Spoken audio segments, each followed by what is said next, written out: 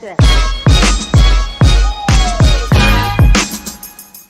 I like that.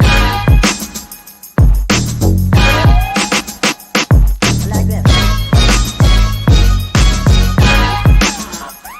I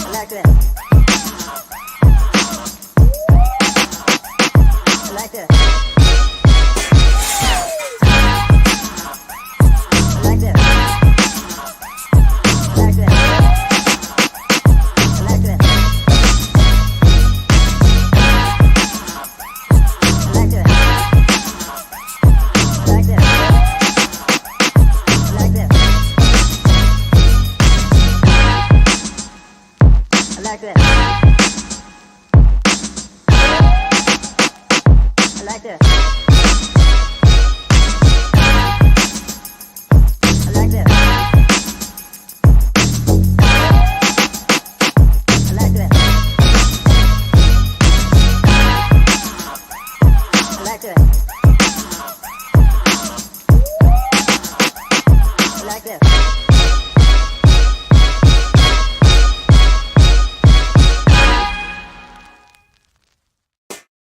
Ah, shuck it, duck it. Quack, quack. Oh, see, Mr. Brown, me and Bernard, we got our routine too with that hello boys, hello girls. We got our routine too. You know what I'm saying? That's right. Yeah. You didn't think we did. We got it. All I want to say, hello, boys and ladies, wherever you at. You're a little bit late in viewing audience. We happy to be here tonight with you to give you information to make all of us better.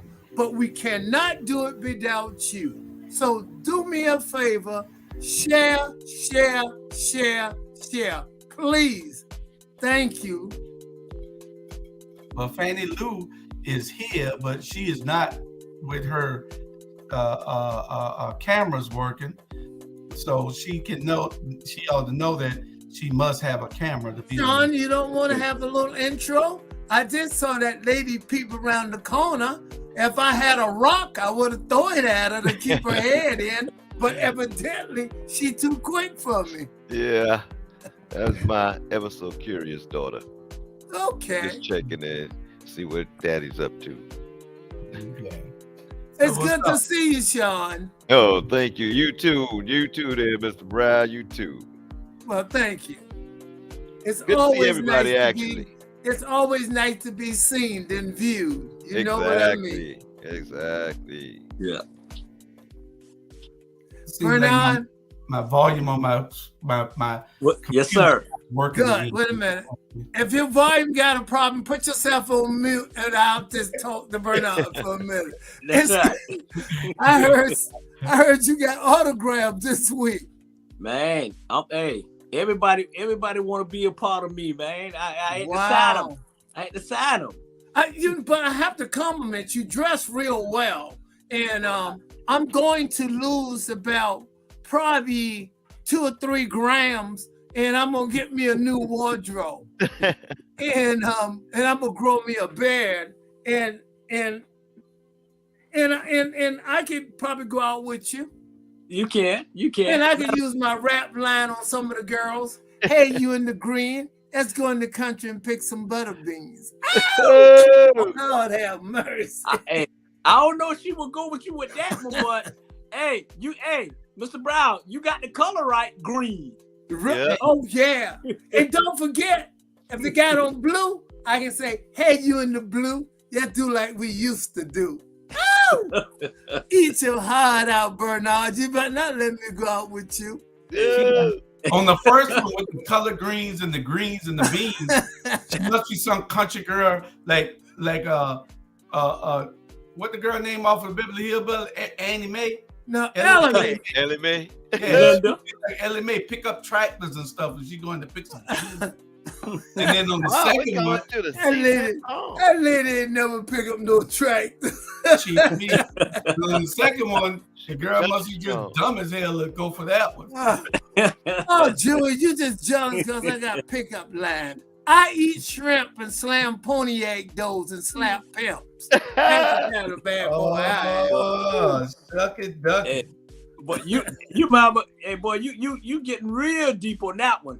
Well, thank you, Bernard. That's me. You know, like I say, you know, number is a number game. Money out of sight calls a fight when you're dealing with the player of the week. No. Okay, cause you go all night long. I'll be perfectly honest with you, since we just ain't nobody on the air right now too much. 2 minutes. At least you being honest. Oh, John, 2 No, minutes. at least hey Bernard, at least he's getting up. Yeah. I know it. Yeah. I ain't gonna That's say. not right. Miss Brown asked me one time, say, you know, I need to ask you a question. You eat real slow. I'm happy for that. You know, I'm eating dinner and stuff. Because she know I'm a man of speed. And she want to know, why can I do other things as long as it takes me to eat? Supper. Hey, that's good. You bringing your personal. That's good. You bringing your bedroom in this show. Oh That's no, all right. I didn't bring my bedroom into it. I said we was eating supper, and she asked me what can I do. Oh, that's okay. People make mistakes, but don't talk about the bedroom all night long. But I do have a hurt back. You know, man, thing going on all night long. You know? You trying to call me a 2-minute man?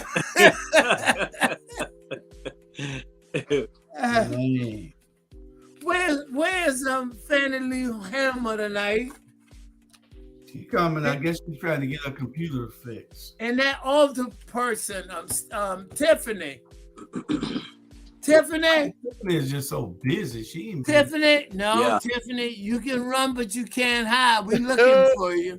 We hope got you elected, and that's what our campaign promise is broken already. Wow. Yeah. Man, she following the rest of them. That's right. They make promises and don't come through. Don't come through. I need to see Tiffany to tell her she was so pretty the last time she was on the show, and I hadn't seen her. I know it must be 3 or 4 weeks. So Julius, give her a shout out. I know she got the program on. Are y'all ready for general discussion yet? Or y'all waiting on Fannie Lee Hammer to come on? We're waiting on you to start general discussion. Oh, I don't know that much about Dr. Fauci. I know he told me to take that shot, and I took 3 of them. And that was good enough. He did. Yeah. Dr. Fauci, they have discovered that Fauci and Big Pharma are in cahoots, which everybody already suspected. But, exactly.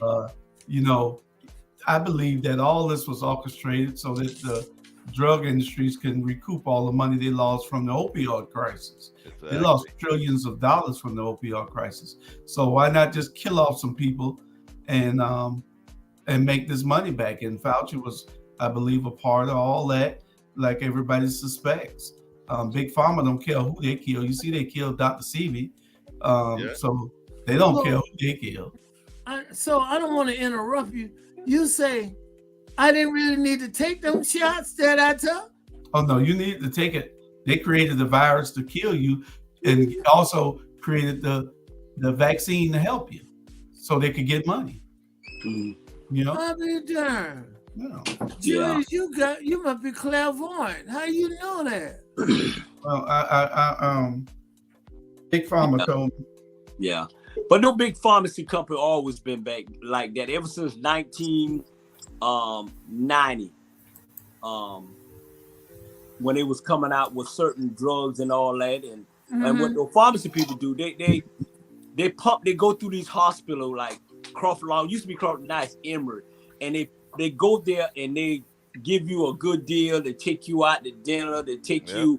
They send money under the table. It always been that way. I've been in the medical field for 20 years at Emory Hospital, and it always been that way. That's why I'm telling you. Let me tell you, I weighed 155 pounds when I went to Emory Hospital back in 1991, and when I left, first 5 years, I weighed about 220, 230 because the pharmacy people will always take out, have a good party, pumping that money. Yeah. Is that's what they do. They pump that money in and then they allow us to feed them their drugs and everything. So this ain't nothing new. And this ain't nothing new. And they made a killing during the pandemic. So I'm not surprised what Fauci. Matter of fact, it's more than just him. It's more than just him. At the end of the day, you can throw Trump's name in there too. You can throw his name in there too. You know what's interesting? A lot of times when a person is not informed, they fail. Because I'll be honest with you, after you brought that, to my attention, and I guess the viewing audience, that's pretty interesting, and it could have very well, but what's the word, got in cahoots and to make a lot of money.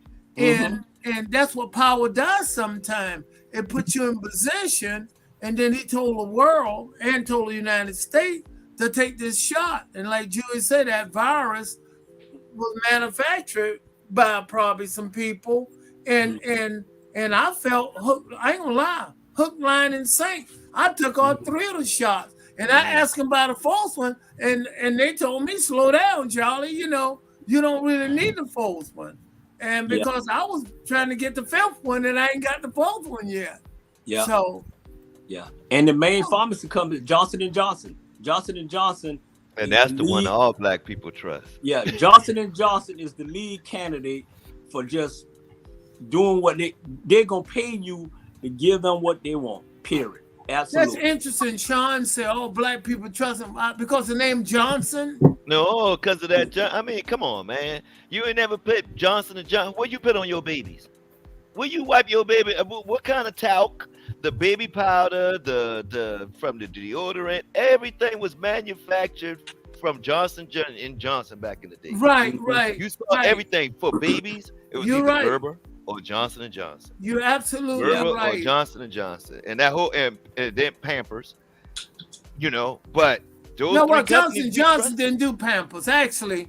No, but I'm just saying. I'm sure. Procter & Gamble was the Pamper people. Matter of fact, the person came out with Pampers first, if you want to call it that, was Kleenex. And they took the market from Kleenex because Kleenex slept on it. I thought I'd just share that. Okay. Well, we're glad that you know that information. But I was just like Bernard, I spent my career in the medical field. Wow. One of the things that bothered me the most out of what I did was, we were supposed to cause no harm. That's one of the biggest messages out there. Cause no harm, do no harm. And I actually had a soldier. There's a syndrome called barium gray. And it's like everything literally has to line up with it. It's a warm vaccine. The person has to be a hunter, has to have gotten bit by a deer tick with Lyme disease in order for this barium gray to happen. And literally all of that lined up for him. And it was a shot that I gave him in the military, but I was ordered to give him. It was, hey, doc, 100% everybody. Bye. So it was like a test to see how it would work.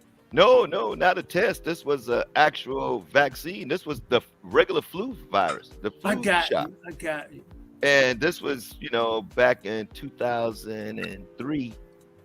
But, ever since then, I started looking more into what I was giving my soldiers and my, everybody else. I was the NCOIC in Brooke Army Medical Center. That's the main hospital for the I was the NCOIC of the hematology oncology clinic. Okay, good. And and there we had a section of experimental drugs, experimental chemo. It's like, hey, it's not FDA approved. It's not, but But y'all had extra soldiers you could actually try it on. Right. Like the soldiers, you. as long as you U.S. government, you are U.S. government. As long as you part of the United States government, you cannot tell me, no, doc, I don't want that shot. You're gonna have to show me proof why you can't have that shot. Yeah. Okay. That's interesting, Sean. I'm glad you're sharing that information tonight, and I hope the viewing audience share with soldiers and share with friends, to wake them up, because for the fact that you opened my eyes, and I wouldn't have took that many covert shots. I mean, like I say, I took 3 of them, and was looking for the 4th. You told to take 5 of them. It almost killed you, man. Really, we got 2 more subjects on you go. You say, Sandra. You go to heaven. Hey, everybody. I would have still took my COVID shots. I don't. Yeah, how many you took, Sonia? 3? 4 thus far. I took 3. 2. Bernard is still healthy and shining. I took the first 2, and then the 2 boosts. And I'm looking good. And I'm looking good. My wife didn't take none. She didn't take none at all. Nah. Well, she wanted to be around so that when it killed you, she could still Well, we're not gonna hit below the belt. This is a family show, because I almost say some choice words you won't like to hear tonight. Go ahead, son. Okay, what you were saying? I said I took my 4, right. And I mean, for personal reasons, but well, I wanna compliment you. I like what you got on. You look very what's the word? Very attractive tonight. I want you to know that. So, viewing audience, I want you to share, and she might be able to get a hot date all night long. All right, next subject. Ex-police chief Roy Mentor, y'all. Y'all remember Roy, right? No, I don't remember Roy. Who was Roy Mentor? Never met Roy. Y'all remember Roy? I remember Roy. He was there very short, but I remember him. Yeah, I remember him, Julius. Okay, well, this is what happened to Roy. What happened? Roy quit the police department as police chief of Savannah Police so he could take the U.S. Marshal's job, but he was nominated. Correct. And nomination expired. So how can a nominee expire? Because they never picked him, or how that work? I don't know. I guess you got 90 days or something for the. Tell me how that work. You work for the government. How that work? The president got to appoint you. Huh? What happened? I said the president got to appoint you within a certain time. Mm-hmm. I guess they can renominate him because ain't nobody got the job. So, but as for now, he left his job thinking that he was getting the U.S. Marshal's post, and something happened where he has not gotten it. Why? It is the federal government. You don't ever leave a job before you have a job. Exactly. That is the golden rule right there. Mm-hmm. Yeah. I guess they told him he was a shoe-in, and with Warnock probably nominating him, and Ossoff and Van probably pushing them to get it to him, and now you see that you can get screwed. And he probably is a shoe-in, but the federal government moves slow on everything except collecting our taxes. Yep. I don't think he's hurting, because if I'm not mistaken, he retired from the police department in Arizona. I think he did like 20-something years there, and he had a retirement already. Then he took the job in Savannah. So I don't think he's hurting for money. I think he's all right.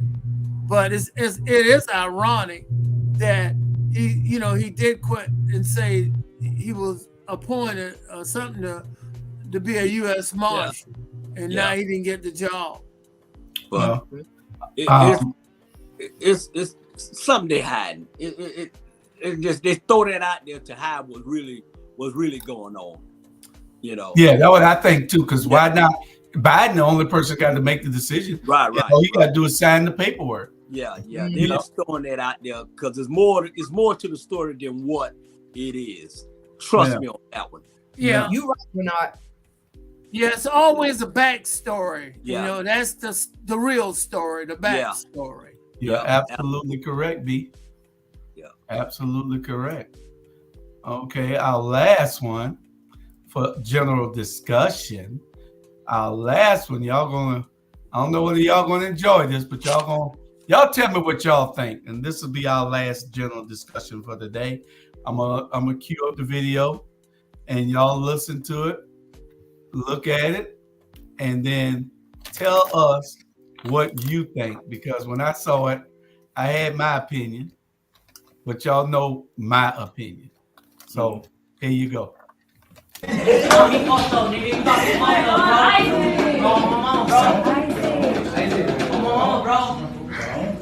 Why your voice cracking, my nigga? Come on, bro. Yeah, walk the fuck back, nigga. You got me fucked up, nigga. You got me bent, bitch. What? Bro, I'm on, bro. Did you really say that shit, bro? I'm on, bro. Everybody saying that shit, my nigga. Bro, they lying shit, bro. Stop lying, my nigga. You the one lying, bro. I'm on, bro. Stop fronting, my nigga. You know you said that shit, bro. I'm on.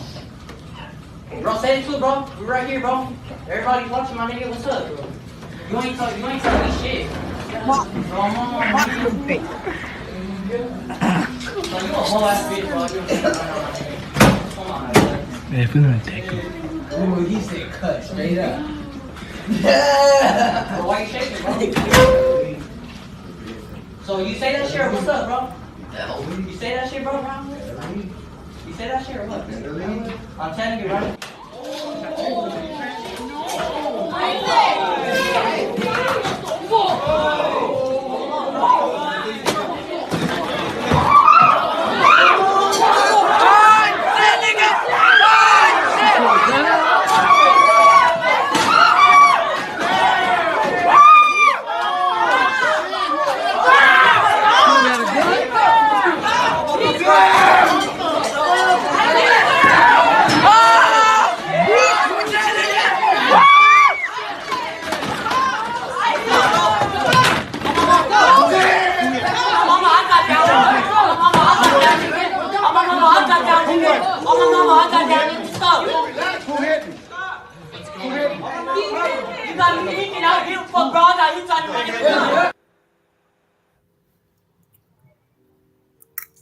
Okay. Let me go first.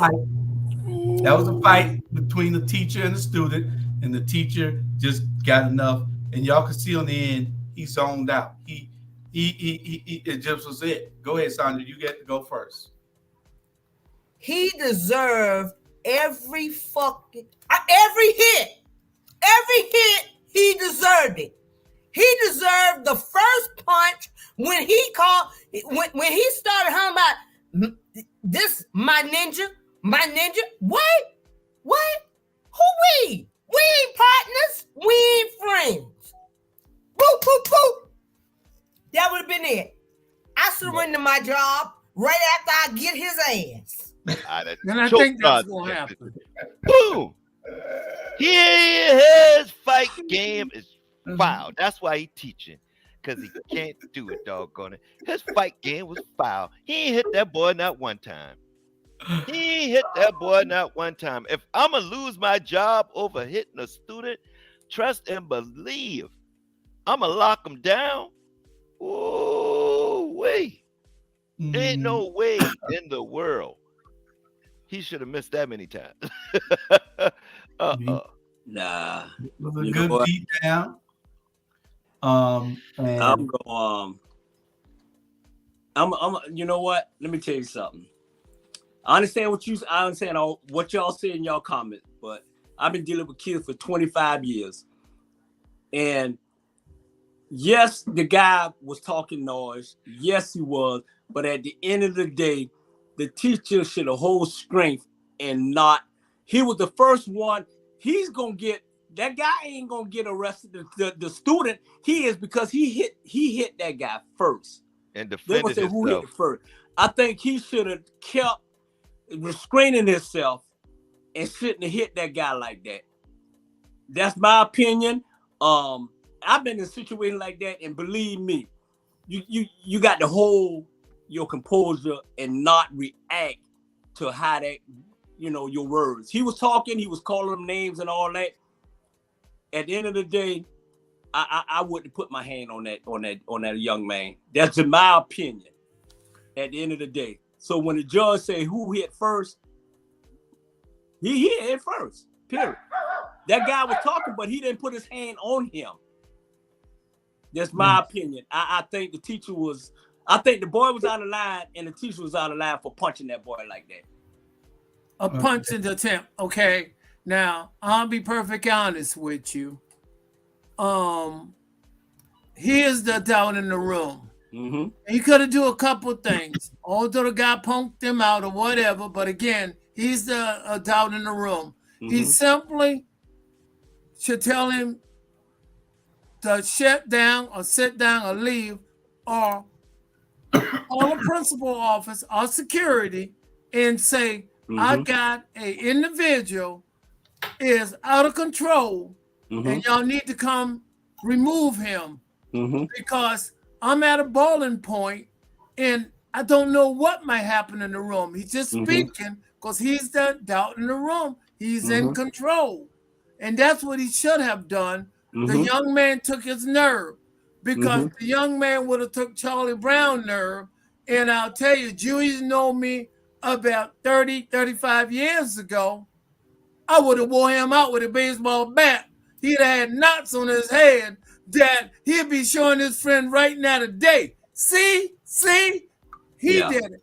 But again, it's not me. He is the adult in the room, and it should have been handled different. Yeah. Although he probably will not get much respect, but I think you get more respect because he reported security, the principal say you need to remove him, and guess what? The number one thing, he cannot come back in this class no more because he's setting a bad example for the rest. And that's my feeling on it. And I'm being perfectly honest. All right, you're going to kick it to the next person. You're a host. You're not a guest. Well, you're absolutely right. Oh, great second one. What I'm kicking to Natalie. Go ahead. Natalie, mute. Natalie, what's going to be the problem? What's wrong with Natalie? Natalie, you're muted. Okay. All right. Let me see if I can kick it to Sean already give his answer, didn't he? Oh, now you frozen. Okay. Okay, well, let's kick it over to Sean because Natalie having some technical difficulties. Sean, what you say? Well, because I come from dominant education. Natalie, you're gonna have to get a different computer because you're gonna tell you, when I went to school, I never had a black teacher. Yeah. And I seen children thrown out the class with their desk and everything, like in their desk, and the whole desk come flying. What the teacher did. What I'm saying is, there used to be a respect for teachers that is no longer there anymore. And when that happened, like when those incidents would happen at the school, when I remember going to school, the kid was more afraid to tell his parents what happened in the class. Oh, yeah. Level of respect. Like, how do we get back to that? That's my question. Well, we'll work on that one later. Sean? I actually, just like she said, was one of those people that was afraid to tell their parents what the teacher did and all that. At the same time, we didn't have we had one male teacher. He was the principal. I never dealt with male teachers until like I see it now a lot now, and I'm like, okay, maybe that's to keep to control the thugs and stuff like that in the school or to show a level of like, hey, we here too. But yeah, I don't know if I could have handled that situation again the way that he did. You know what I'm saying? If I really wanted to get at that student or whatever, I probably would have took him away from the rest of the students. Be like, come on, let's talk outside. Let's talk, man. Like man, you calling me a nigga and all, I mean, you calling me a ninja and all that other stuff. Come on, let's talk outside away from everybody else. That way you can get everything off your chest and we're not interrupting the class. As soon as we get out there, I'm gonna throat chop them. You know.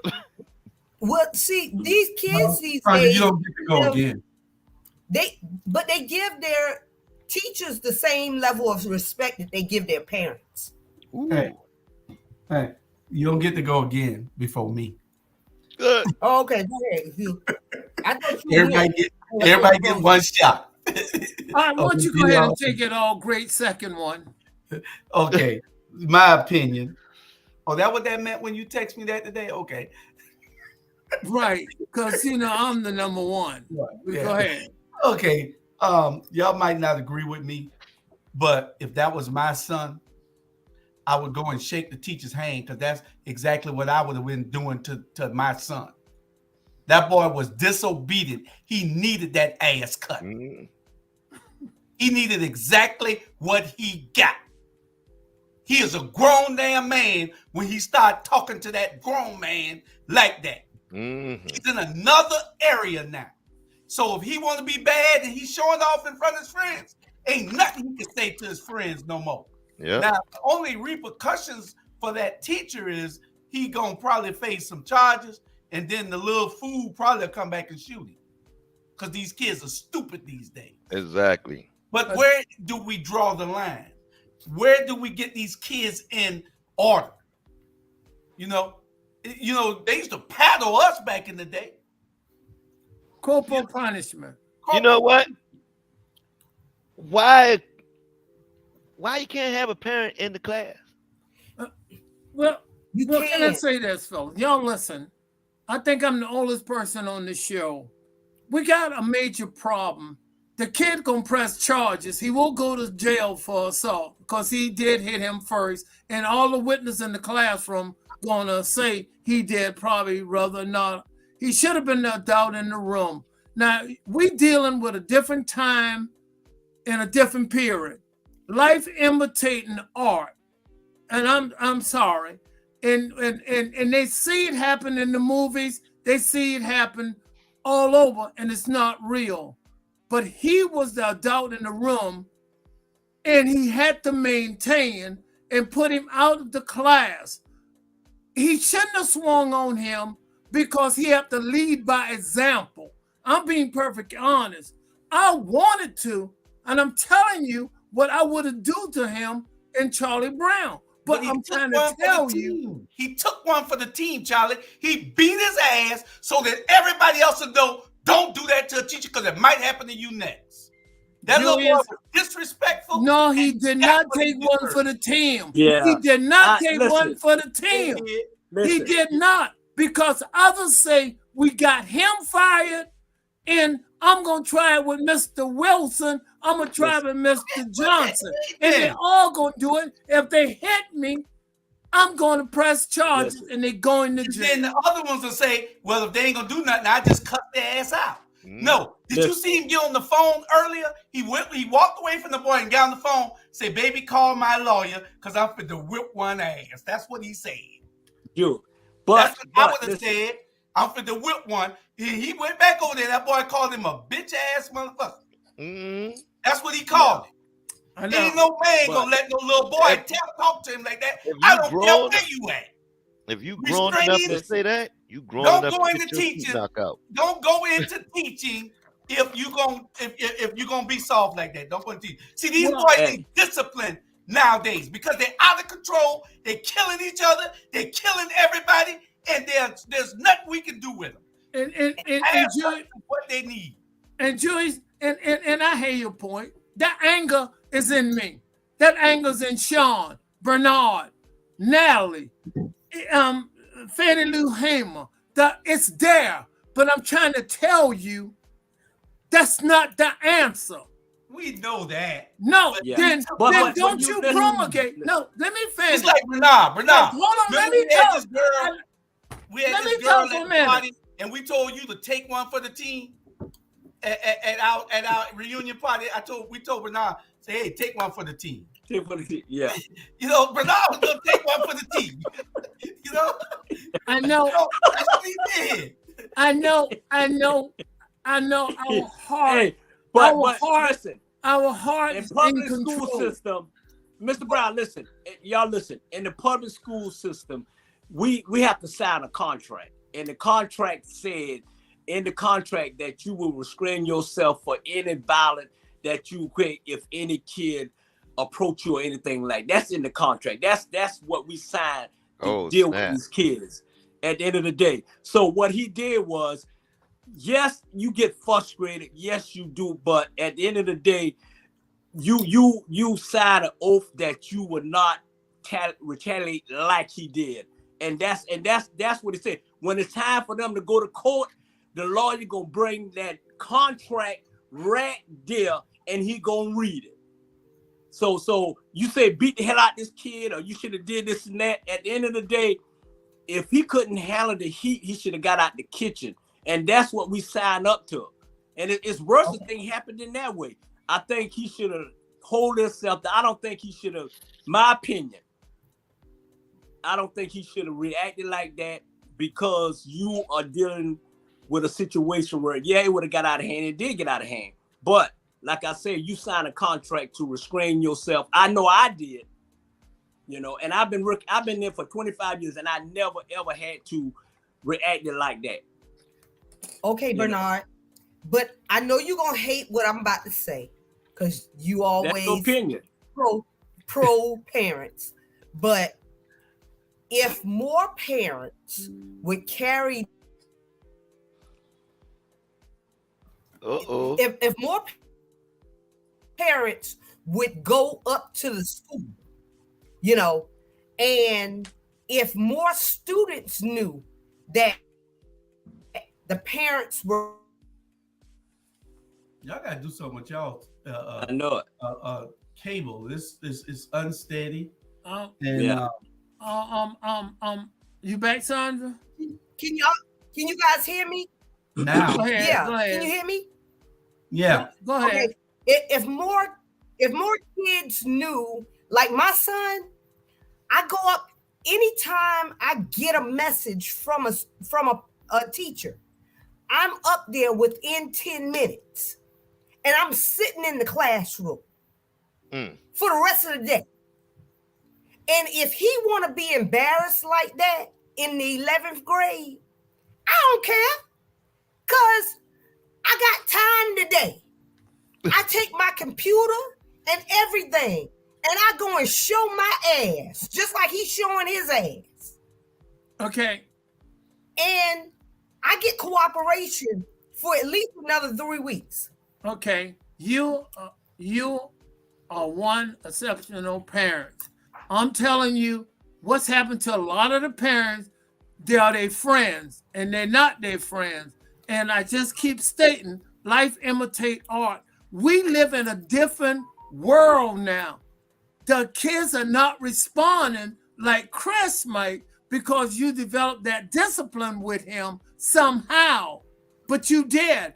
And again, I'm not rationalizing. I'm saying it's difficult.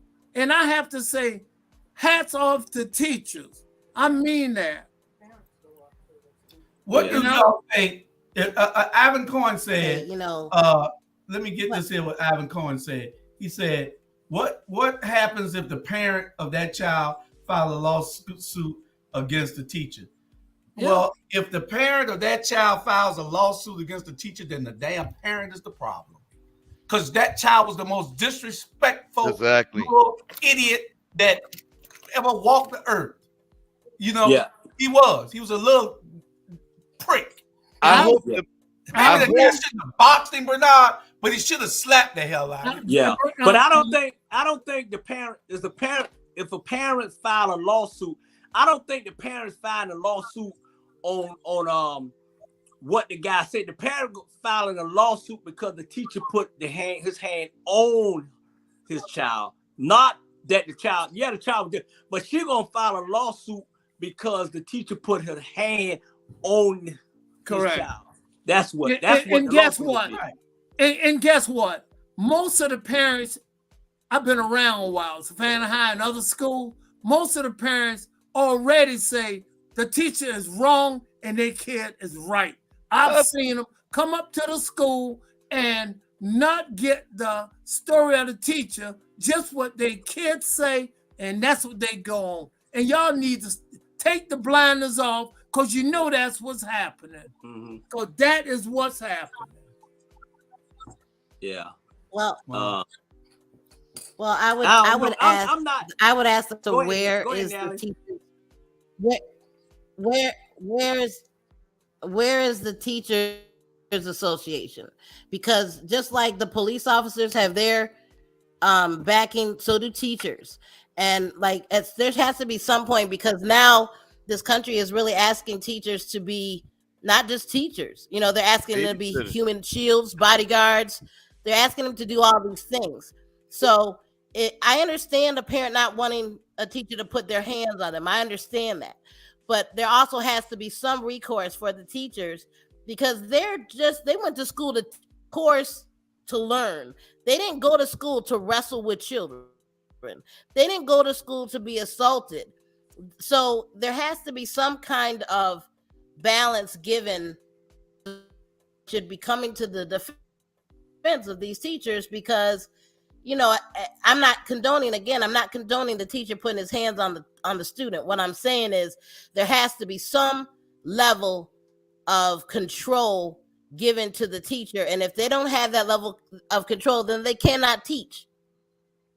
Yeah. Well, that's what Bernard was saying. They signed a contract, and I'm pretty sure it's a standard all around the state. And I'm saying what he did, he was an adult in the room, and he didn't conduct himself. Bernard, you and I are going to agree tonight, really, on this subject. Julius, I want to compliment you. That's a good one you brought up, because it's happening right now all over the state, you know, in Chatham County. Life imitating art. John, you feel me on that? It's a fact. It is. I have a question about the whole thing. I mean, about, you know, because I'm not a teacher, nothing like that. But I already figured that out. Throwing around racial slurs or whatever. How far, if a student is throwing around racial slurs, what's in that contract or whatever, as far as to stop or to, you know, another student, like, what happened to the other students in the class that, you know, once somebody of another that weird race or whatever come out their mouth the wrong way with the wrong words, you know what I'm saying? It's like, okay, now you not just offending that teacher, you offending everybody. You know what I mean? You offending everybody in here or whatever. And what if another student came up in there and hit that student? I mean, wasn't that teacher supposed to keep control of his classroom? Like, isn't that part of the whole teacher, the signing of the contract? Like, hey, you got to keep your class in control. Yeah. You can't let a student come up here and be in control of the class and talk and all that. At some point, he's supposed to be able to jack him up by the back of the pants and toss him out the class, right? Yeah. Sean, but you know what? Sean, you did make a statement a while ago. You was not a teacher, and I am aware of that, and you will never be a teacher. You done beat that enough, and the dead horse, Julia, you can get ready to go to the commercial. Sean will never be a teacher. Thank you for sharing that. Julia, you can go to the commercial. Okay. All right.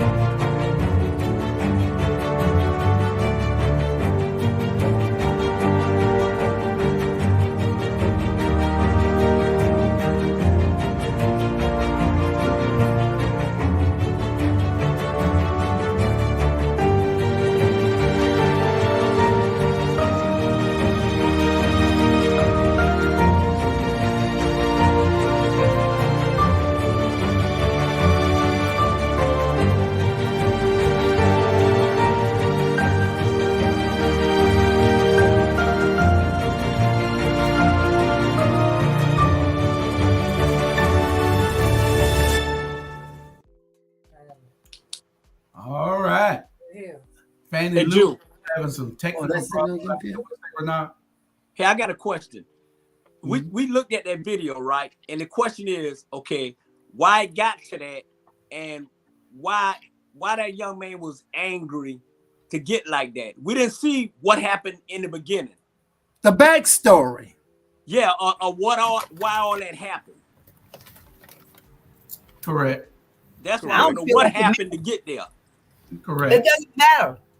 It do matter. So it do matter what happened, because Well- whatever beginning happened, that's why it went that way. What happened in the beginning? Did he say something to him? Or what happened? Because kids don't just jump up and get angry. They jump up and get angry because something happened to them. A child You never said, has y'all the always right want to put everything to on the parents. disrespect an adult. But at the end of the day, sometimes adult need to act like adult. At the end of the day, you know what I'm saying? If you ain't in that situation, then you don't know what you do. Sometimes adults need to act like adults. What happened for that young man to react that way? Something happened. He sounded like he was being called a liar, or he was trying to get the teacher to admit that he said something. He was like, "Didn't you say that, my ninja? Didn't you say that? Didn't you say that?" But either way, don't y'all drag us back into that. Thank you for making the point. We can go to number one, Julius. That's correct. Absolutely. Alabama University basketball player kills a girl that did not want to flirt with him. He tried to talk to the girl, and the girl wouldn't talk. And this fool and his friend go back by and shoots the girl. And this is him here. He shoots and kills this girl. Wow. Yeah, she's a pretty young lady. She did not want to talk to him. This fool, a basketball player at the University of Alabama, shoots and kills him and his friend, shoots in the car and killed this girl. That's correct. Didn't want to talk to him. That's crazy. Well, you know, and it's real sad, because for the fact he went up to her and he sort of introduced himself, and I guess in that town or wherever, he said, "You don't know who I am?" And she went, "Huh? Don't make no difference." She was with her boyfriend, the guy she was dating. Snap. Yeah, she was with her, so he didn't respect him at all, because he was like a star with the basketball team. And and they left from wherever they was at, and they was driving down the street. He spot her in the car, and he tried to get her attention from that point. They sort of didn't respond on the news, and he shot into the car, and a bullet struck her and killed her. And that's a sad thing. Then the coach say, "Oh, he is no longer on the team. We put him off." That quick. I think you should put him. Well, him he was off. on injured reserve or something like that. He was injured anyway. He was struggling with a knee injury. Yeah, but he was still on the team. Yeah, he ain't got to worry about being on the team no more. Yeah, but the thing is that this is going on all over America, where you have men, not just young men, but older men, middle-aged men. They cannot accept. That's why those 4 kids in Idaho is dead right now, because the white boy was trying to get with one of them girls that was in that house, and they didn't give him the time of day. You're right. How he get in that without no forced entry, no nothing? Somebody had to let him in. Well, no, the thing is that was the party house. The roommate said she heard her girl in the room and saying, him telling her, I'll help you. I'll make it better. Well, that was after he done stabbed her up. But she heard her crying in there. Yeah. That's what I'm saying. The whole time, it's like that wasn't no fuss. Yeah. That's somebody that they let in. That dude was lying. I believe he was lying and waiting for them in that house. But my main point is that you got a lot of men walking around right now today that don't know how to take rejection. That's why you have the date rape drugs. That's why you have an overwhelming portion of people just blowing girls' brains out, blowing women brains out. Sonia, you don't have to go to Alabama. You can go right. No, I'm using it as an example. Right here in Savannah, the spa, the guy in Savannah, the girl quit him, start dating someone else. He go on her job and blow her away. Right on Mall Boulevard, less than 8 weeks ago. Yeah. Last year. That was like the last murder last year. Something yes. like that, right? Yeah. Yes. This morning, blowed her away. 23-year-old blew his 21-year-old girlfriend head off because she said, "I don't want to be with you no more." That's correct. I mean, that's correct.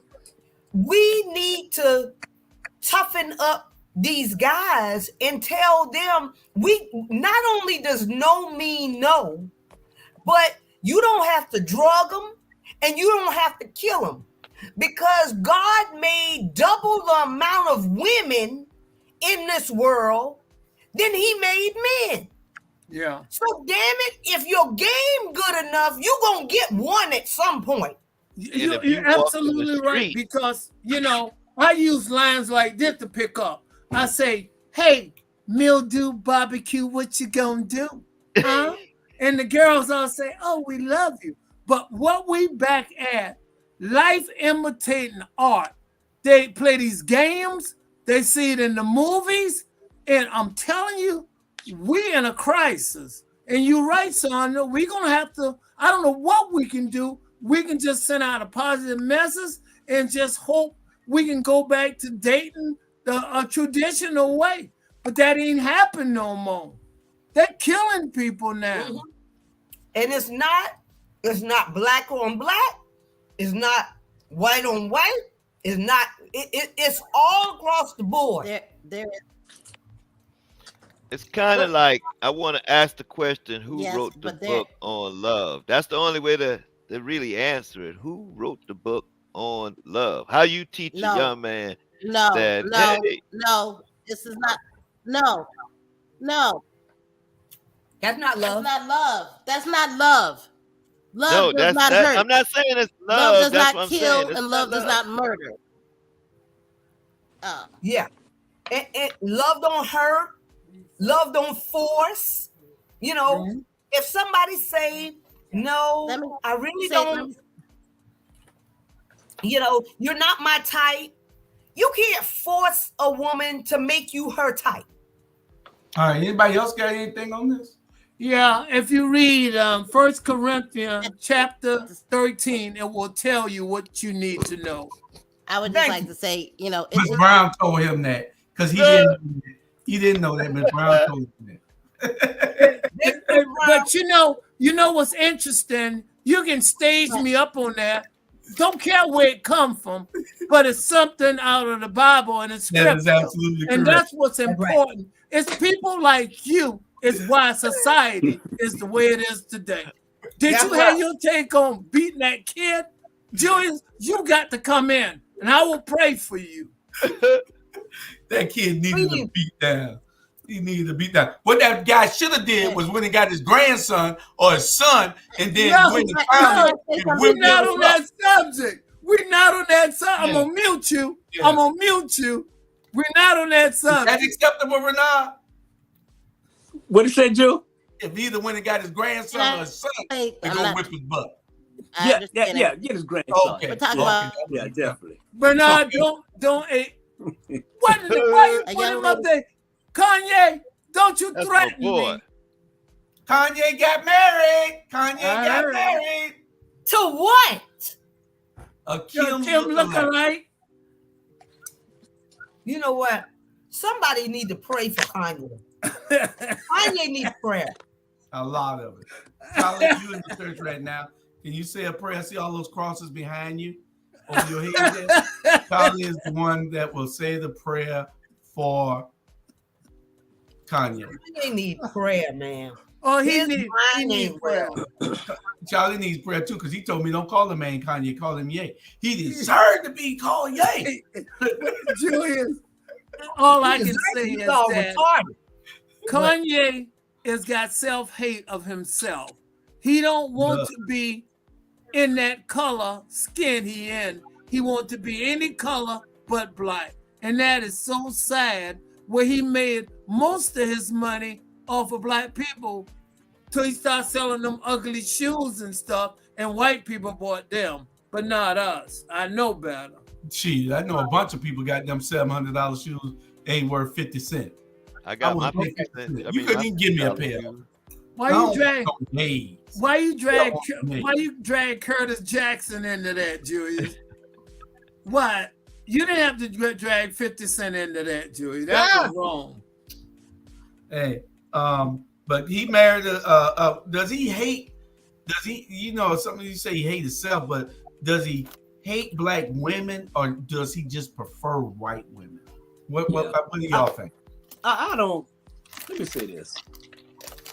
I don't think no black man or whatever hate black women. I don't think they hate black women.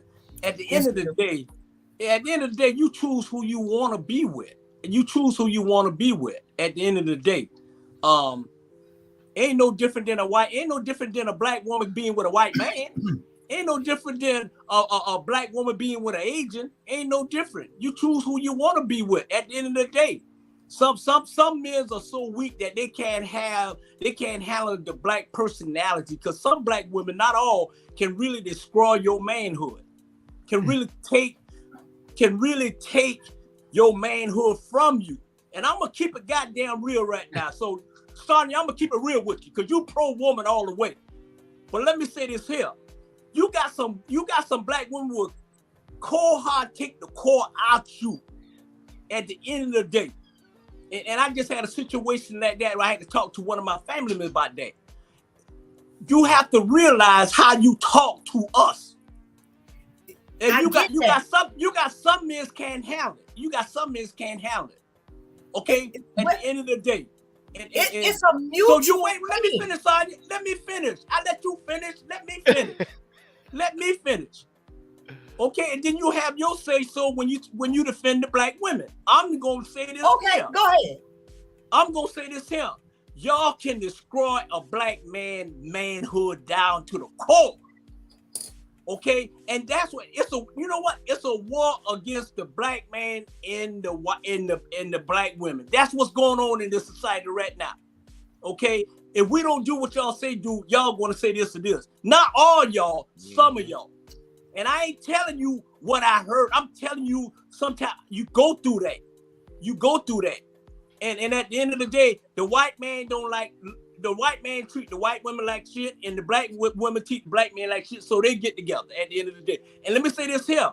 We do not go out and go get no white. Women come to us. All colored women come to us. At the end of the day, period. They catch us when we in kindergarten. They come to us. Trust me on that. Okay. So if you want a black man or whatever for them to take us down, you send that black woman and she will take us down. So we need to send that black woman to Van Johnson and take him down. I'm gonna say this. First of all, I get what you're saying, Bernard, that we as a people need to be lifting each other up. Mm-hmm. But there is no way that what black men do is they get to a certain status, and then the women that they rolled into that status with no longer is acceptable to them, because they've gotten to a certain status, and now they feel like the prize is giving the oppressor their money, and I'm going to take care of the oppressor's women. You know, this is the prize, and I can't see myself waking up beside old oppressor, be it a woman, be it a man, white, be it a man, Indian, be anything outside my king or my queens. I can't mess with it because they can't relate to my struggle. Exactly. And when I start moving up the ladder, which I am up the ladder, I'm not taking care of the oppressor. I'm taking care of my people. And that is why I feel so offended here in Houston when I see every 2 out of 3 black men walking around with either white women or these Mexican women. Wow. And, really? Yes. That's a change. Yeah. It is hard. You would be hard pressed to find a black man with a black woman. And they will look at you and don't even speak as if you did something to offend them. When your mama is black, your daddy is black, your sisters and aunties are black. So what the hell you doing taking care of the oppressor's white daughter and nieces and rising them up and giving them an inheritance? They already got an inheritance. What the hell they doing with yours? Wow, that's pretty interesting. I appreciate you joining that. Natalie, you want to say something on that subject as well? She got to unmute herself. I would say that, you know, society right now, to me, is following along the marketing. Well, the black community is following the marketing that we're being fed. We're being fed shows that highlight toxic relationships.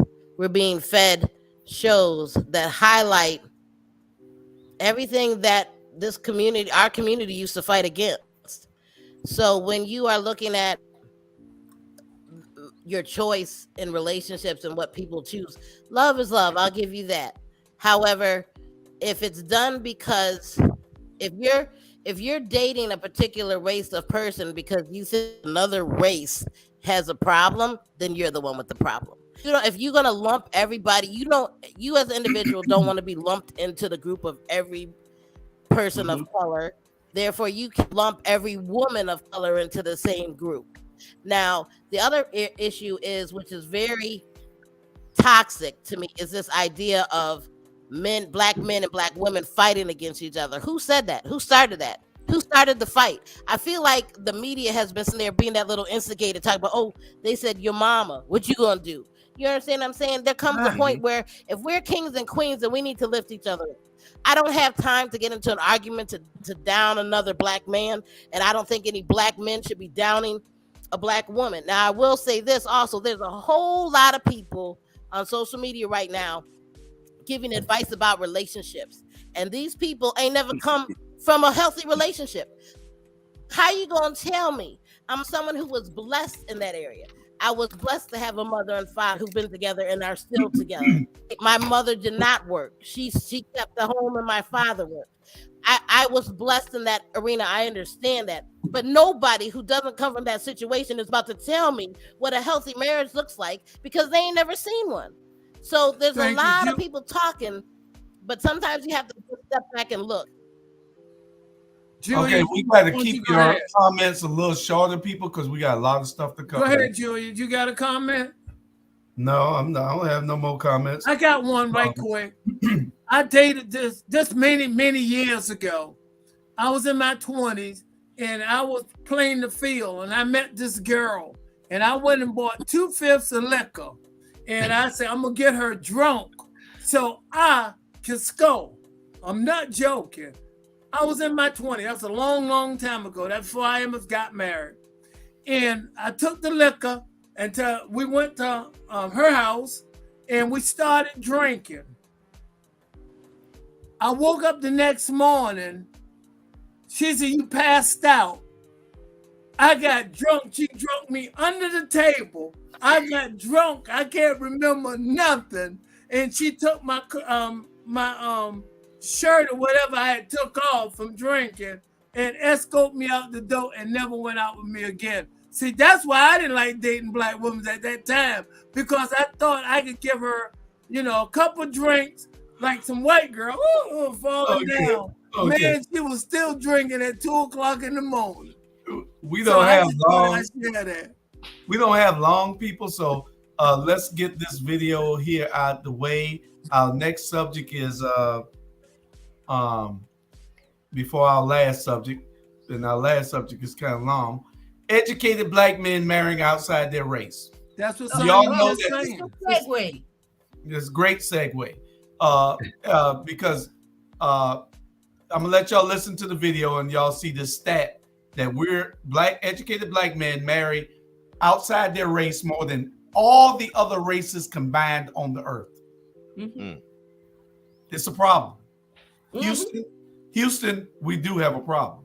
Mm-hmm. So where Uncle Sean go? I want you to look at this video, Uncle Sean. Don't go nowhere. I'm here. My bad. Yeah, you might when he got that drink Charlie was talking about. He gonna drink him a girl under the table. Well, that girl's under the table. So y'all listen to this video about 2 minutes long, and let's give me y'all comments on this, and let's see what y'all think about this. That Afro descendants are really aware of their African roots. I think that we are aware of the roots, but we are in denial of the roots. Okay? This is why black women spend billions of dollars on perm, weave, blonde hair, green eyes, blue eyes. This is why educated black men, I don't care if they live in Paris, I don't care if they're in Austria, Holland, UK, Canada, US, or South Africa. Educated black men marry outside of their race more than the men of any other race put together, because you hate yourself. And the reason why we do this is we actually think we can convince white people if we act white enough to accept us, because we don't understand white supremacy and we don't understand eugenics. Eugenics is the science of exterminating the African DNA. It don't matter if you're light skinned with green eyes, you still African. It don't matter if you're blue, black, purple with nappy hair, you still African. It don't matter if you in Paris speaking French or the US speaking English. At the end of the day, you carry the gene of Africa. And that gene of Africa is the most powerful DNA on earth. We are the only people who can reproduce ourselves in every other group. I can make a baby with a Chinese woman, it's an African baby. I can make a baby with a French woman, it's an African baby. An Arab, an East Indian, a Native American, it's an African baby. You understand? The white man cannot reproduce himself in any other woman but one who looks like him, because he's genetically recessive. I'm genetically dominant, and that's why he must eliminate me. Because in the natural order of things, if I do absolutely nothing, we can literally predict the date where he will no longer exist. So he has to make a decision. He either has to get rid of me first before nature gets rid of him. So speaking about this, what is your feeling about interracial marriage? I don't support it. Why? I have nothing against white women or Chinese women or Arab women or East Indian women, but the black man belongs with the black woman. The first institution that has to be built is the black family. If you don't save that, you save nothing else. If you don't build that, you build nothing else. A white woman can understand my struggle. A Chinese woman can understand my struggle. And what black men fail to recognize, even when you marry white or Arab or Chinese or East Indian or Latino, that woman is still loyal to her race. So it doesn't matter if she had your baby. It doesn't matter if y'all got married. It doesn't matter if y'all sleeping with each other. At the end of the day, her loyalty is not to her husband. It is to her community. And at any moment that community calls on her to do a job, she will do it. So even though you're laying on top of her, she's still in charge of you. Don't say no more. Love it. Don't say no more. Next damn subject. Exactly. Julius, I don't even need to comment on it. What he's saying, it is his opinion, but guess what? It's a true damn opinion. I'm letting you know. He is right. He said, even though you laying on top of her, she's still in charge of you. Yeah, exactly. So Julius, all night long. That little patch of hair is power. That's the reason why the Kardashians, every time y'all black men get with one of these Kardashians, you ain't never the same again. You're crazy. They got that good. Now, it don't have to be no Kardashian. You know what? Hey, listen, I only been with 2 black women. I've been with one woman for 35 years, and I've been with another black woman for 5 years. At the end of the day, I prefer black women because black women are more strong, and black women can handle me. The other race cannot handle me because I don't like a weak woman. I like a strong woman. So when I hit bottom, she gonna pick me up. At the end of the day, we're gonna have our ups and downs, but at the end of the day, that's just I love my black women because they have so many different colors. They can be light skin, dark skin, brown skin, red skin, period. At the end of the day. So, but I'm not going, I agree with some of it and I don't agree with some of it, but I'm not going, it is not all of us like that. So don't put all black men in the same box. Some of them, yeah, some of them like that, but not all of us. Okay? Not all of us not like that. And I'm like, I get tired of society always beating the shit out of us, stupid. And I'm getting tired of it. We need to start fighting back and defending ourselves, black men. At the end of the day, we strong black men, and we take care of our family, and we take care of everybody that we have to take care of. Just because we made more money, if some of them made money, that didn't go to the white woman, that didn't go to the Asian, they went to the black woman. Okay, so stop putting all us in the same damn box. But a lot of y'all ain't no but. The black race. You killing the black race. You watering who killing the black race, Sonya? Who killing the black race? The black men. The black man ain't killing the black race. You do not see a big exodus of black women leaving the black race. And I done see some black women. No, but they are. No, y'all ain't staying with the black men. Y'all done. Hazel May done went to the white man. Done went. All y'all ain't went there. A lot of more y'all leaving the black race than it is black women because black women are loyal to a fault. Not all y'all. Loyal to not black all men. A bunch of them. All of them. Ain't gonna never be all of them. A lot of them are loyal to a fault. And let me tell Jesus, they're loyal to greed, not money. Not man. You know, he done had his share of white women. We know he got some tucked off in the corner. You know, but Jesus, we are talking directly to people like you. The educated people like you that, love is not blind. You talking about, Sandra? You talking about these guys here? You talking about them? Yeah. You talking about them? All of them and Jesus, who run off and get they black, But now, I know you see it. Now, I just don't say a whole lot, but I see everything. Every football player on the University of Georgia team got a black one. Black football player on the University of Georgia team got a white girlfriend. Got a white girlfriend. And you know why that? Because white girls give good gifts. Because they got more white. They got more white. I'm telling you, the white girls earn the game for the foot. The white girl, trust me, Drew, you know we all athletes. And you know, growing up, Becky was all on us. Trust me. Right. You know what I'm saying? So the white, ain't nothing but white girls that go to University of Georgia and they go in there for a purpose. And the purpose is to get Mr. John when he get drafted #1 and boom. They raised them. No, the white woman raised their kids to go to kindergarten and get them middle school and it's a period. That's just the way it is. It's like that. I don't know what it's about with others, but I've been married to a black woman 50 years. I celebrate December the 9th. and I've always preferred a black woman.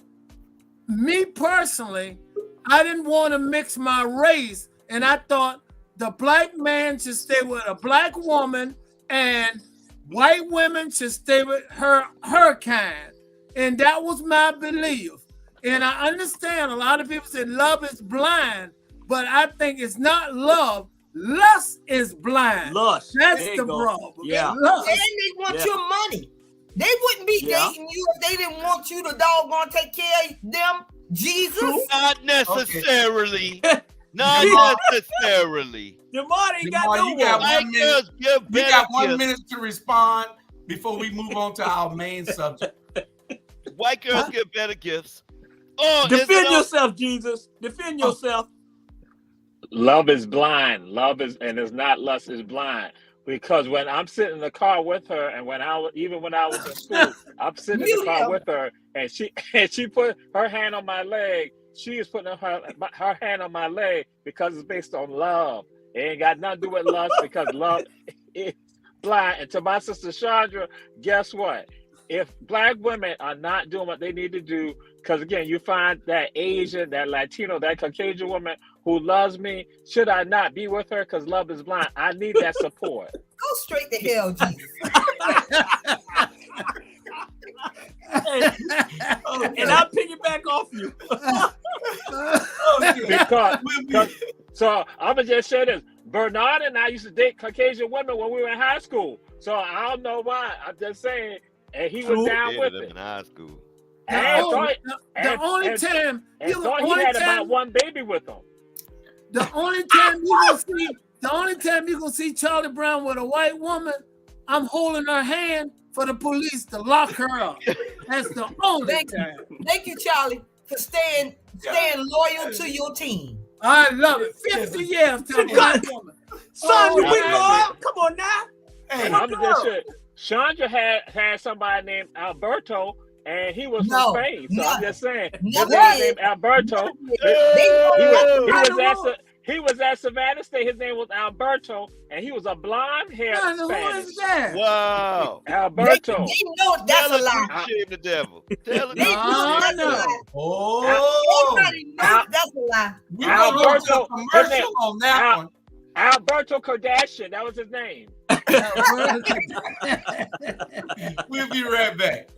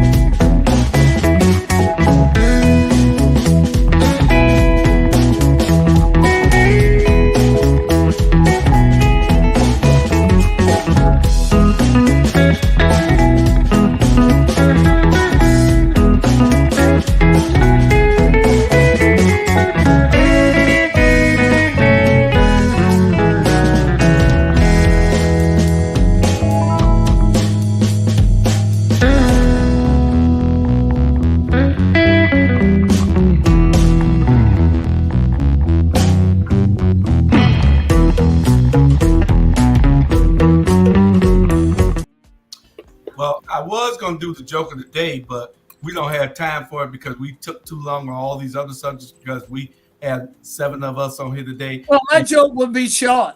Okay, well, go ahead. Okay, joke of the day.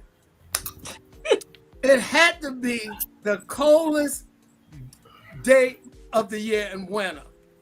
And the mom and the dad and the son was sipping and eating soup. The son, Junior, kept interfering with his mom and dad while they was talking. And he said, "Dad, is it okay to eat bugs?" And the dad said, "Junior, this is not the place to discuss this. Wait till dinner is over with." So when dinner was, he said, "Yes, sir." So when dinner was over with, his dad said, "Now, share with me what you was talking about." He said, "I was trying to tell you, you had some bugs in your bowl, but now they're gone." Stupid. Sean, you got it? So he ate the bug. I got it. Real. That's Real. a good joke. You interrupt our main like subject. Mental health is real, y'all, and he just showed us why. No, You segue right into this also. Great segue, Charlie. Great segue. Because mental health is real. We have one more video that we'd like to show to take the rest of the night for this. We're only going to show different segments and different clips. Jamal, you free to go because this is your cousin. We had a councilwoman on the city of Savannah City Council that went into a rant that was incoherent and just darn right nasty and mean-spirited and everything else, but she wanted to tell everybody else how to act every day. But we know who she really is because she showed us who she really is with this 46-minute rant, mental breakdown rant that she put on, and she deleted the video recently. You can't find the video. I got it. As a matter of fact, let me play it for y'all. He hadn't done enough to prove himself. That's the kind of madness I've been sitting next to. But you know what? We go to this event. We're going to start at the beginning. Good morning. Y'all ready for some tea? I'm going to wait right here. And victimize everything from a bigger picture, large, right? Whatever. She worked for herself. She used that big seat to do small things that didn't include none of us. And she's mad. So now, this last year, she's still working for her, right? And so for these 3 years, we sat there and we were quiet because people said, okay, there's a lot of egos up there and y'all gonna calm down. But Linda Wilder Bryan, I never changed. I never lost my way. I never lost my purpose. And they big mad about that. So they've been writing checks for themselves, not for you or me or anyone else. So when you are the alderman at large, your purpose is to support the other districts. And so they get to see everything from a bigger picture. So they have sat in those big seats and made lawn chairs out of them and mad. So the work that I do, the work that Van does, or Dietrich does, or Kirk, or Nick do, it's for real. It's for real. And the only work that they've done is talking about our work. I got receipts, and y'all know it. And so every time that they're involved in anything, it's a fight. And the fight is one that does not even need to be fought. We could have gotten $65 million, and they stood on the steps of City Hall and said, no, we don't want it. But every day they talk about these programs and what we need. For 3 years, this girl talked about herself and what people had did to her. We've all been victimized. And from when I'm looking at it, that was the first black on black crime. I don't try to hurt black people, especially black females. In the work that I do, it speaks for yourselves. I'm up there trying to cheer people on and say to show what can be done when you do it together, and they're big mad. Nobody is trying to say that I'm better than them, but I'm telling you, the work. I think y'all should get your pen so y'all can write down notes so that y'all can address some of these issues, especially when she talk about Alicia in 1 second at 5 minutes and 45 seconds. Y'all hold on, here it comes. And victimize us, and now they're the victims. So let me just tell y'all about this liquor license. Now, before there was a Linda Wilder Bryan, there was a Linda Wilder Bryan who sat in the chamber and watched the way things are supposed to be done. Alicia was there too. But if you don't put it in a song, she ain't gonna comprehend it. Yeah, I said.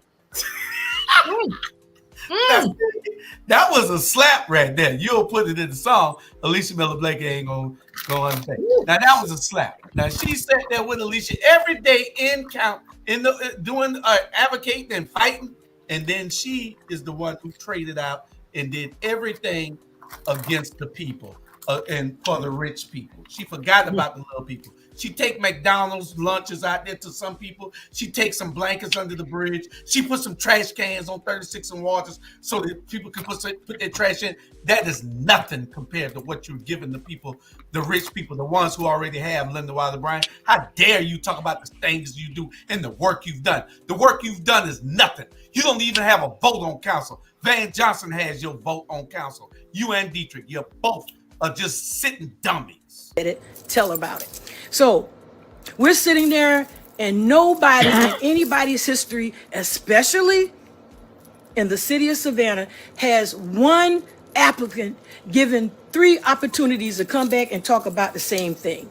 Okay, so this young man talked to everybody but me, the representative of the 3rd district. So he was going around saying what Keisha and Alicia told him. Oh, she's going to be difficult. She doesn't want alcohol license to be approved. So knowing that, why wouldn't you come and talk to me? But they talked to her, and he went inside this building, had absolutely no certification at all. Now, mind you, if you've been watching any of my lives, you know that I have been off of Victory Drive on those same street with the Wardlaw people who they want to put an Aldi over there. I could have told them that. I don't know why. Because they have no connection with what's going on with the other districts other than bash the work that we do. Now, anybody who's in that position knows that you would pull from the good things from everybody's district. And they say they serve all of the people. What y'all been getting served is a bunch of bull, okay? And y'all know it. So let's talk back about this mayor. This awesome mayor that keeps getting all of these distinguished kudos, and he's serving with some women who don't even want to respect that he is the Honorable Van R.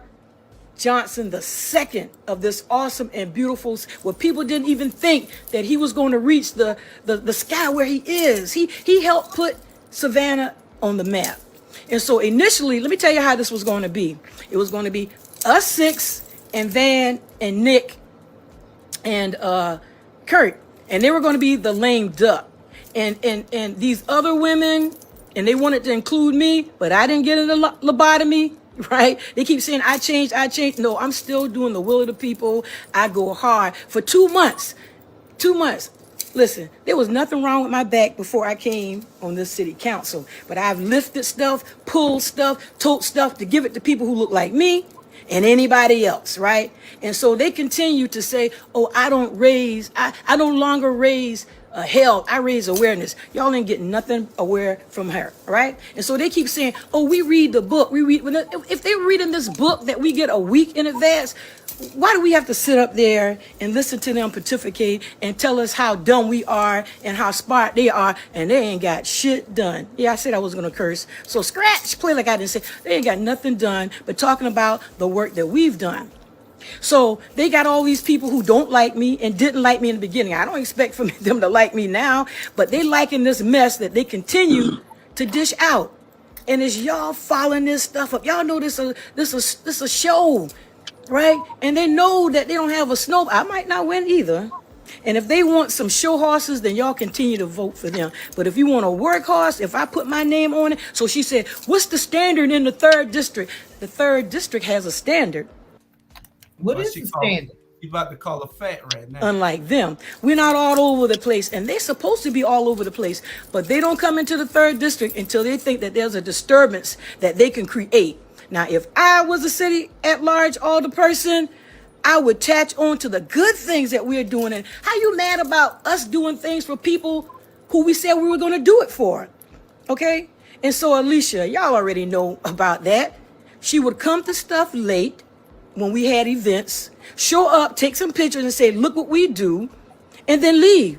So me and Dietrich would have to carry it there, no matter if one person came or 10 people came. So that's my reality. So there's no love lost there. I know she missed me because all of those white people that she say now embrace, she wanted to come to, but she don't get those invites no more because she all acting like, she at large. Yeah, she is large. Till I said that too. And here you go with Keisha. Now, why y'all acting like she's Sister Soldier. I thought I told you. This woman would not even talk to black women because she thought that she was white and too good for us. But now she all out here like she carrying a banner and a poster child for Miss Blackdom. Come on now. Y'all know it. She thought she was better than us. She called Alicia ghetto. What Kirk should have did was call both of them ghetto because that's what she is and that's what they are. So she sit up here with these SAT big $5 words that don't mean nothing. What y'all got? Y'all go look at their posts. Go look at their posts and come back. So this like she carrying a banner, ain't did nothing to nobody. And they keep saying we shutting them down. Well, let me tell you something. Every time we go into a meeting and y'all see the stuff that y'all see right there, it's not helping nobody. When you go into this meeting trying to act like you 400 years from here, right? And so they enslaving y'all. I'm not letting them enslave me. My mind does not think like that. And if y'all want to keep following up that stupidity, that division, tell me what y'all got. Tell me. Hold on 1 minute. We're almost there. Else building that you don't even have the parking space. So here's the thing. I went down the they've been poking the bear. And I keep telling people, I don't want to be 2015. Because 2015, I raised hell in the city about my boy. You know, so they're making it personal. They need to raise some hell in this city about the main thing. And the main thing, from what I can see, on this street is the main thing has been about them. They ain't got no initiatives. They ain't got no programs. And listen, Bernetta got all the facts and figures. How come she ain't told that boy not to put that money that he claims he put in the crew line on somebody else building that you don't even have the parking space? So here's the thing. I went down those streets and them people say they didn't want it. They continued, roll that ticket. Anyway, we're going to go ahead and take her out. We can't do the whole thing because it's 46 minutes. The other 20-something minutes is just as crazy as the first 23 minutes. The last 23 minutes is crazy also. So we're going to break down the first part of this thing. Anybody got any comments that they'd like to make first? We only got 20 minutes, so y'all be good with your time. Jesus. Yeah, Jesus I just wanted to say that I wanted to just share that this video that you played was incendiary. It is just riotous. It was just wrong of you to put this out there to the public like that. He said something. Next. Yeah. First of all, if you got to keep talking about what you did, that means you ain't did anything. You know what I'm saying? And for you to throw these people name out there the way you did, the way you talked about people with it, that means this woman is.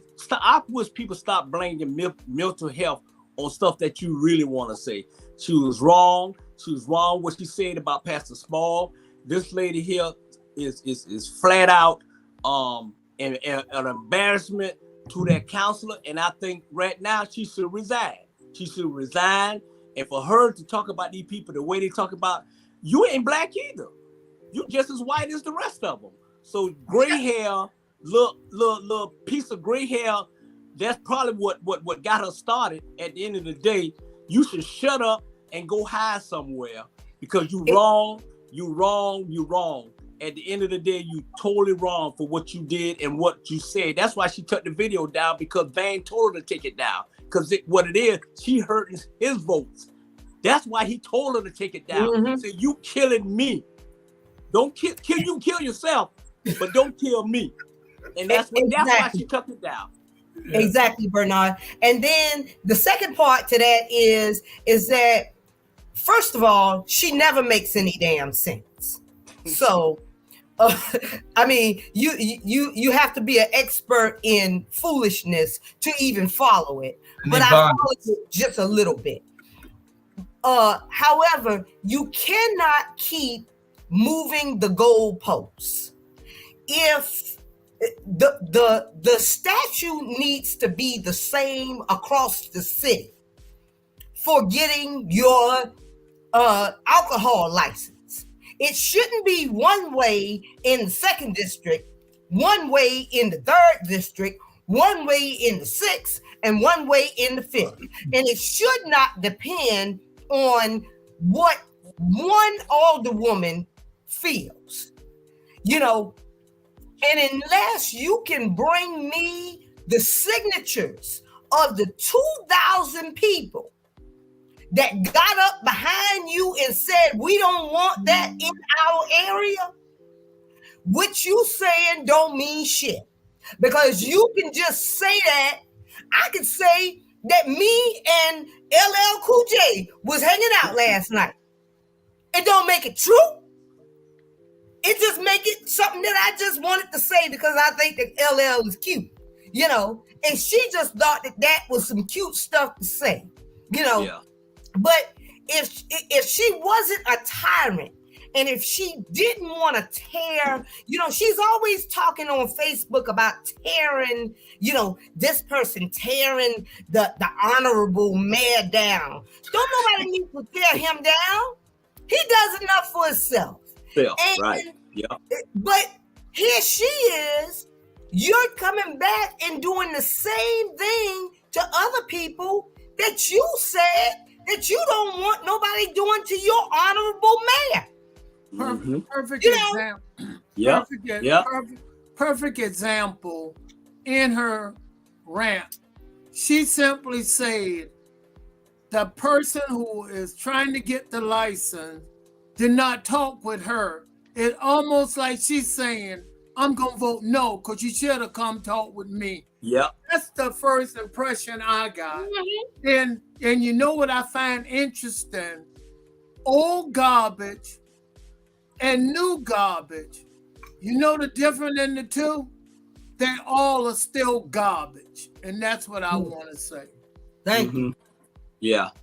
Yeah. You just don't do nothing like that. I mean, and like I say, she should be removed. And I think the people who in the 3rd district should vote her out of there. Because if you got to brag about what you did, that means you ain't doing nothing at the end of the day. So go and show her in November that she need to be out, period. Yeah. She need to be out. Van need to be out. All they doing is packing it, sending brown bags to all their little white friends. And then they letting the black community just drain dry. Look at the 1st district where I grew up in West Savannah, the West Side. It's dry. So if he sold an honorable Van Johnson, then he need to do his job or honorable get out of there. And you need to go with him too, Belinda. He represent the 1st district for 16 years. And look at it. It looked the same way almost 40 years ago. He did not help try to bring industry in, and he was their ultimate. And I'm saying it's a problem. We keep voting for this man, and this man, we need change. 20 years is long enough. And I'm concerned. And I'm telling the people, please, they got to go. Yeah. Yeah. Yeah. Yeah. I mean, on the note, just to give y'all some numbers, when she put her video out, she had 1,800, the last I count, 1,800 people watched it. Alicia's video had 11,000. So, you know, Alicia's video was with her and Keisha telling what happened and why these people should not be on council and what they're doing and how they're dictators and how there's 600 plus alcohol licenses in the city of Savannah, and only 8 people of color has a liquor license in the city of Savannah out of 600. Say it again, Julius. 8 people. That's it. 8 black people got liquor licenses in the city of Savannah out of 600 plus. 600. That's ridiculous. 600. That's ridiculous. And they just turned 2 people down recently in the same damn week. This girl over here got the vintage. Beautiful. Peter Edwards, great place. Me and Charlie Brown and Natalie, we all went over there. Awesome place. There's no reason for them to do blackball this girl away. Let's apply for one. Parking up and down the street that she can park. And, you know, back on the Victory Drive, if they don't even use Johnny Harris, you got street parking all in the back, all by AutoZone, all up and down the back of that street near the Salvation Army. So that's no excuse. That is wrong. Those are young black people who want to be entrepreneurs and want to increase the economic in this community, and you turning them down. That's not right. Wrong is wrong. And if you look downtown, you know, downtown barely has parking. Show me, parking. Okay, so why aren't they denying their alcohol licenses at the rate that they're denying people of color? You know, so I don't even want to hear it. I just feel like somebody out of that group of 600 needs to get a lawyer and file a class action lawsuit against the city of Savannah and to prove a point that you will not deny me my equal rights to be able to establish a business under the law. The only problem with that, Sandra, is we got scary ass lawyers in this city. We have some scary, these are the scariest lawyers I ever seen in my life. Y'all are, I'm talking to all your black lawyers here, especially black lawyers, but a bunch of the other ones also. Y'all are the scariest people. Why these people got to go all the way to Atlanta every time to find somebody to come back here to sue somebody here? Y'all so scary. Y'all scared. That's why you don't make no money today. Y'all broke. They're in the clique, Julius. They're in the clique. They're all in the clique. Okay, that's the problem. They ain't gonna do nothing, Sandra. When they do it, they're gonna have to peel it and take it up to the state. Because Jamal trying these to are say sorry judges go ahead, Jesus. who ain't gonna do what they need to do. What you say? Jamal, go ahead, G. I was just going to share that there's an African American business on Broughton Street that was on Runtel that Dottie's. They got their liquor license, and it's African American owned. So I just want to share that Dottie's on Broughton Street will be opening up in March. So I just want to share that it was on Runtel that at 6 o'clock tonight. That's correct. And Dottie's is inside that zone for where they wanted that. They wanted inside that overlay zone that they like. They can put all the alcohol license they want inside Dietrich's district, inside anybody's district that they want to in the downtown area. Oh, that's where 500 of the license at. And listen, let me ask you a question. When was her license approved? Jamal? Her license was approved, in fact, last year, and Keisha Gibson Carter aided her with regards to getting that license done. Well, I just aided. They were in support of the license. So I just wanted to share that. Well, that's a good point you made, but still, you need to give me some literature. I mean, 600, and we got 8 now, maybe 9 out of 600. I mean, we do things that bad. I'm just curious what you think might be the problem, because you're a pretty knowledgeable gentleman, and I look up to you to give great answers, and not just answers to appease the administration all the time, and that's what that was. Okay. Yeah.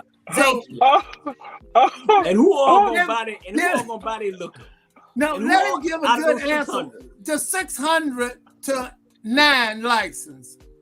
And who gonna buy all that? You got 600, and who gonna buy it? The black folks gonna buy it, go in the next store and buy it. You know what I'm saying? When you take money out the white folks' hand, then they gonna make sure that they got some, Negroes to support them to do what they're doing. 600, and then you got 8. No, it's I think it's 9 now. It's 9 now. Jamal says 9. Yeah, that's not even 1%. I know, Sonya. Is it the funds, or is it support? Lack of support. I had Mr. Hudson. He said he opened up a hair store, and everybody knew Mr. Hudson for the barber school and all this other stuff. He said he opened up a hair store, and so for females and everything, he said that he would have went broke because the black women, if you're not Chinese and behind the counter or Oriental behind the counter, that they don't believe you. It's Korean. It's Korean do the hair thing. It's the Koreans. I'm just saying. But I'm just saying. It's like, is it the support? A black man open up a liquor store in Savannah, is that gonna make everybody that drink liquor run to that liquor store? Probably the steel, probably the, No, there's been a man that's had a liquor store right there on 37th and Waters for a long time. And if they put more in, I mean, if there wasn't so many other nationalities that had liquor stores in that area, he would be the dominant one. Well, but say, Jamal. I was gonna say it's not about the liquor store. When we talk about the alcohol license in particular, just to share this with you, with the alcohol license in particular, they're talking about restaurants. You have restaurants and you have clubs that have tried to get alcohol license and they are denied. Where you have other restaurants, and we're not talking about the liquor store, we're talking about restaurants and clubs. They are getting it. So it's not even. I want to just be clear about it. That you have a nightclub, you have a restaurant. And so then you can't sell wine, you can't sell beer, you can't sell the other alcohol. So that comes into play. And that's why some of the issues people are saying. So I open up because, I have a nice restaurant, I have a nice establishment, but I guess I need to go back and share with you. Well, we tell people, what I've told people and some other people, one other person, we have said that tourism in Savannah is not tied to history or preservation. Tourism in Savannah is tied to alcohol. It is alcohol and food. That's what tourism in Savannah actually is about. We get it twisted thinking about events. Thinking about it's about facilities. It's like, no, tourism in Savannah, alcohol and food. So that's why with regards to these businesses, when they now want to get a license, it is tied to, because again, that's a way for them to generate revenue for their business. Alcohol, not that I don't drink, but yeah. So in other words, to give Black people the same opportunity, what would you suggest some of the Black people need to do? Because evidently the playbook, we're not playing it right because we're being turned down. Really, I know the young lady got, I got Rashida in the Vintage. I mean, Black people being turned down all over. It's something they doing wrong, or city council are not looking at them as viable business. Do you have any idea what kind of playbook that we could use? You got to vote these people out of office. That's the only way that you're going to get anything done, because they don't respect the citizens of this community. They think that they are the law. They think that whatever they say goes. You heard what Linda said. He didn't come to her. How did she say that? He went down there, filled out his paperwork, put it in, and you supposed to check it and say, okay. You can't, her real reason is because a killing occurred to the same business because they own like 10 of them or something, all through Atlanta, all the way across Georgia. And somebody got killed in Macon. And she's making that the reason why she's turning it down. You can't do that. And then they used to have fights at the Vintage when it was a club before, and Linda is also against that, her and Van, because it was a fight there when it was a teen club or something out there at that other place. Well, but it's not those things anymore. Yeah. You're right. But John, the white man, said that the white folks is good. Didn't he say that on the show? He said the white folks good. Mm-hmm. He did. I'm just saying what he said. He did. And we're gonna break down the second part of it. Like Ivan said, we'll save the second part of that video for next week. Because I think he want to see the rest of it, because it's pretty interesting. It's pretty compelling about her thought and what her value on Van. We got them putting roughly $19 million worth of bricks down on Broughton Street, when the need for that personally, because it made the street smaller. You got people being evicted, high rents. It's something wrong with putting $19 million in bricks. For somebody else to walk on. And you got a community that's suffering, who pick up the tax bill when the tourists go home, because we have to pay property taxes, city and county, when the tourists go home. I'm saying I'm concerned for my people. Like I told you, I'm trying to get them out of Egypt. They're in banishment. Their hands are tied. I'm asking the people, please, please register vote or go vote. They got to go. You just don't see what's happening. They take bricks over you. Your mama, your grandmama, your daddies are getting put out. It's almost like that these people who we elected to put in those seats are Republicans, because Republicans don't have any compassion, none whatsoever, and they're doing the exact same things as the Republicans in Washington, D.C. So anybody voting for these people, those 6 people on that council that are going against everything for our community, anybody voting for Van, Estella, Dietrich, Linda, Purdy, and Nick Palumbo, anybody voting for those people are voting against yourself. Just look at the homeless people's on President Street. Those $600,000 houses had them to move them. He didn't move them from no place else. They move them from down there. That's wrong. Because they don't vote. Wrong. Because they don't vote. And put them in West Savannah. Yeah, put them in West. He ain't closed down no other homeless shelter but that. If you was gonna close down the homeless shelter, you should have swept the whole city. That's not right. He is for the wrong color. He ain't for you, because you guys in Egypt and you need to get out of bondage and get away from it. Don't vote him in. He been there 20 years. That's long enough. If you cut the head off, the tail will die, and those tails will go along with it. Okay. Well, anything, Natalie, you didn't say much on this subject, but your video is in and out. You can have the last word on this before we go. You and Bernard. Can I say something, Julia? Julia? Go ahead. Can I say something, please? Okay. I'm speaking for myself, but there aren't others who feel the same way I do. I honestly don't care who people like. I don't care who likes them. I want rent control. I want pay equity. I want fair processes.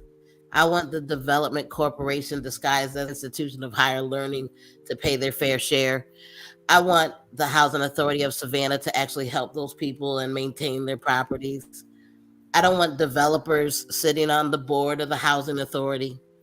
I want property preserved and promoted because it is sacred ground. I vote on issues and policies. And I say to to elected officials, as well as to reassure my friends in the community, they work for us. They work for us. So this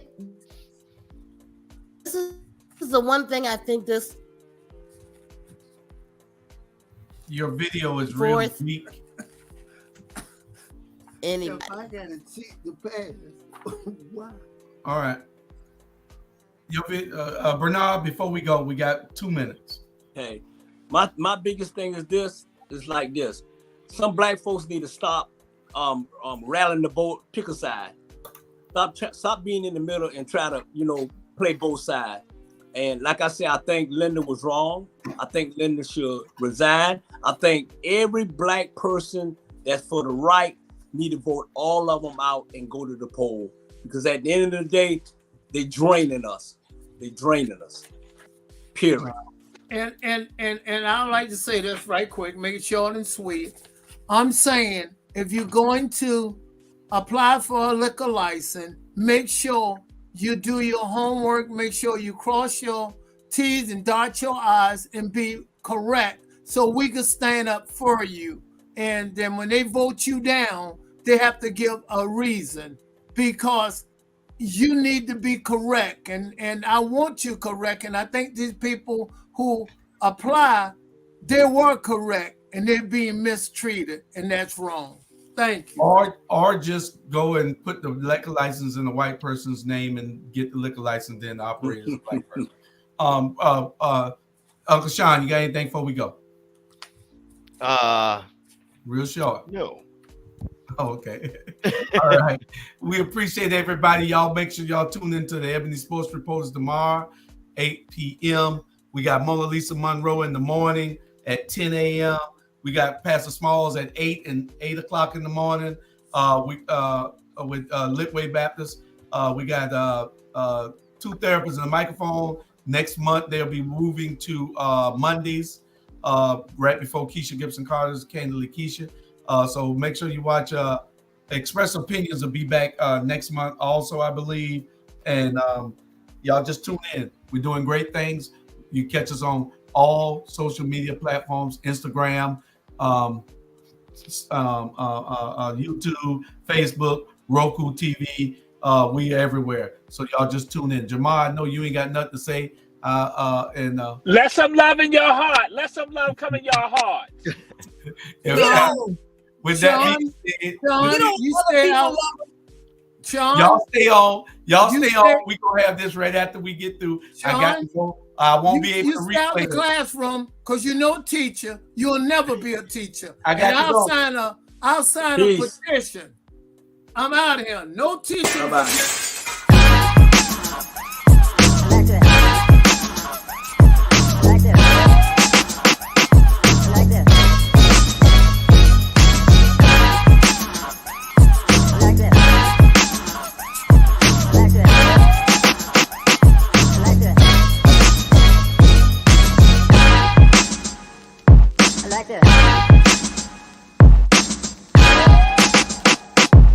like that.